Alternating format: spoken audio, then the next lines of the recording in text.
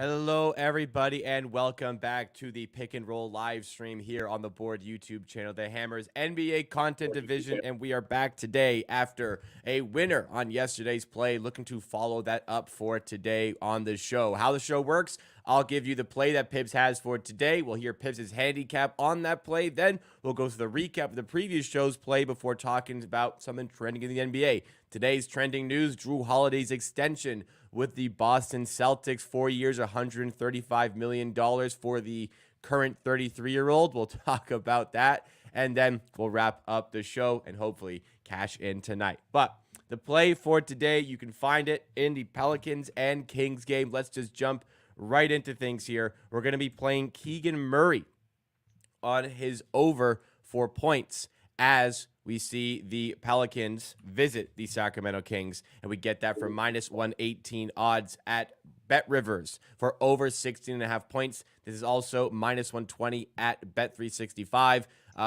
We started a little bit late here. Sorry for the delay. Looking for the best prices out there, and this one is not quite the most widely available of options out there, but I see this one at minus 125 at ESPN Bet. I see it at minus 120 at various other places, minus 118 at Bet Victor. I know we have some UK viewers, minus 127 Caesars. Pips, before we go any further on this, for the over 16.5 for Keegan Murray, what would be the max you would go play this up to so that anybody out there knows where they can play this?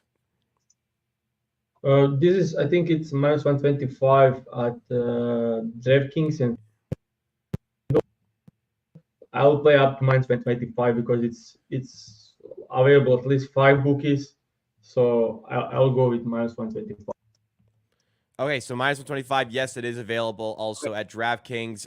Perhaps a superior price is plus 100 at 17.5 for FanDuel, but they may also have the minus 125. It actually dropped at like 30 seconds ago. I was just checking, so it's now available on. It will be available in a couple of minutes, maybe even more bookies. I don't know why, okay. But it's just how it is. Okay, so regardless, if you are looking at any time during the day where you're going to be betting as Keegan, go ahead. I would say minus 127 at Caesars is the lowest I will go. Okay. So minus 127 Caesars is the absolute cap for this one. But if you're looking later in the day, especially, please make sure you use an odds comparison tool like the BetStamp app to make sure you're getting the best price. It really does matter on a day-to-day basis. It makes a huge difference to your overall ROI in the long run. So please make sure you use an odds comparison tool like this. We have a link in the chat and in the description to see what's available in your region as well to sign up to. But let's go to you, Pips, for the handicap for this play. Keegan Murray against the Pelicans. Big game in the Western Conference. Two teams trying to stay out of those play-in tournament positions. What do you like about the matchup for Keegan Murray today? Difficult matchup for Fox, difficult matchup for Sabonis. Huerta out, Monk out. Looking like a good matchup for Keegan Murray. That's basically it. Also, this is a game at home game for Keegan Murray. Insane difference. At home, he's shooting last season 44% from the three, away 38% from the three. This season, he's shooting 40% at home, 30% away. And that's on a huge volume. Like, it's not like it's a small sample size. It's just insane. At home, average 17.5 points, away, averaging 13 points a game. Just incredible difference. Since Monk ruled out, he was out for last, I think, 5 games. In those games, Keegan Murray shot 18, 14, 15, 18, 16 field goal attempts. So he averaged like 16 field goal attempts. We can show the graphics. At home, when he's shooting 13 or more field goal attempts, he averaged 23.3 points and over in 15 out of the 17 games. Pelicans defense, weakness, spot up. He's making most of his buckets via spot up. As we can see, he's scoring, I would say, 50% of his points from the 3-point line. Pelicans allowed 7 most threes. Sorry, he's scoring 50% of his points via threes. Pelicans about seven most threes. Makes sense. They'll put Herb Jones on Fox. They'll try to take away role from the Sabonis, and that should open up a lot of spots for Keegan, especially at home with Huerter and Monk out. He'll have insane usage at home, and his efficiency at home. This could be like 20 plus point games for Keegan Murray. Okay, there we go. That is the one play for today's show. It is the second last regular season show of the season, so hopefully this sets us up ourselves up nicely for perhaps a bit of a finale. As tomorrow there is 15 games on the NBA slate, so plenty to work with. That is going to be a show that you do not want to miss on Friday, April 12th. But let's go to the recap of the previous show's pick, and it was just one pick, and it was keep it simple. Nikola Jokic over in perhaps at this point the most important game of the season for the Denver Nuggets. They even had Jamal Murray back for this one on limited rest and only having just returned from injury, but even still, we needed 28 points for Nikola Jokic. He ends with 41, so no sweat there. Crushes the line even against the likes of Naz Reid, even against the likes of Rudy Gobert, and it is a nice simple one-unit victory. Big win for the Nuggets, as I said. They now have the sole top spot in the NBA's Western Conference. But for Jokic here, what allowed him to be so dominant in this matchup against a difficult defensive team? One of the best games we are seeing from a player. He just didn't make he made a perfect read, perfect decision every time he touched the ball. Just insane game for the Jokic, and that the Jokic when he's trying hard. Like most of the games in the regular season, we get some version of him like playing at. I would say maybe most of the games like 50 to 70% of his capacity for what he's able to do. This is the game for a fact. We knew he'll play 100%. Like he'll approach it like as important as it was. No matter the his statement that he said it's just a regular game. Yeah, we know They it's not. always say that. Yeah, yeah.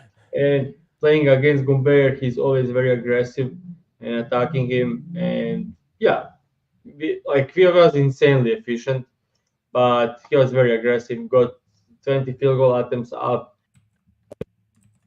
12 free throws. So yeah, he was unbelievable game from Jokic. Yeah, 16 of 20 from the field for Jokic. Incredibly impressive overall in this one against. It's a team that you said was the best equipped to stop the Nuggets in the playoffs, and they had no answer for Jokic. Now, granted, I'm not saying any team has an answer for Jokic, but like if this is the best the West has to offer, is any team stopping the Nuggets from going back to the finals? Yeah, they're favorites by a wide margin, especially if Jamal Murray can be healthy and he looks like he could be ready for the playoffs. But overall, Jokic did score 41, and even with like this was tremendous game. Like usually when he takes this kind of usage, you will most likely get 30 to 33, not 41. It's insane efficiency. Like Jokic had 81% true shooting in that game. That's just even for Jokic, that's above his like standards. Yeah. And everyone else was kind of defended well. So I think if Jokic has a bit worse game, it's a very close game, and the Wolves had a chance. So Yeah. that's how I see it. They went okay. Let's get your not get Jokic his, but let's try to make as much difficult on Jokic while closing out everyone else. They did great job on everyone else, but just Jokic had an unbelievable game. So that's it.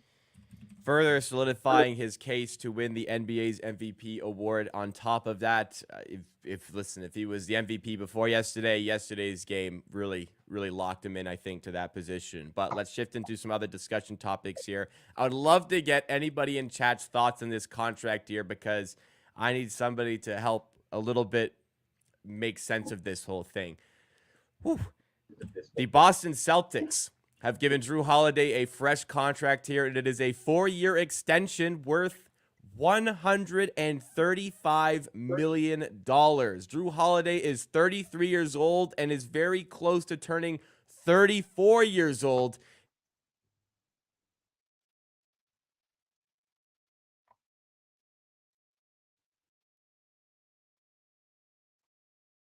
He's currently making about $34 million a year. His age. So, yeah, I wanted the initial thoughts here of Pips. Boston, obviously a contender, a juggernaut, but really making Drew Holiday a significant part of their future. He's going to be almost 38 years old when this contract is up. You kind of get my sense for this, but how do you feel about this deal overall? Do you think this is a good move by the Celtics? Yeah, this is one stuff. I was like confused last night, and people are trying to make. I mean, Brad Stevens probably know what he is doing, but this is just I don't understand. Additional 2 years, I will understand maybe 2 years, like this season and Yeah. next season. That's the window. That's their window to win the championship. Like after this next season, after like 2025, it will be very difficult to make a roster with these kind of contracts. And yeah, he's turning 34 before the end of the season. He's turning 34 in 2 months.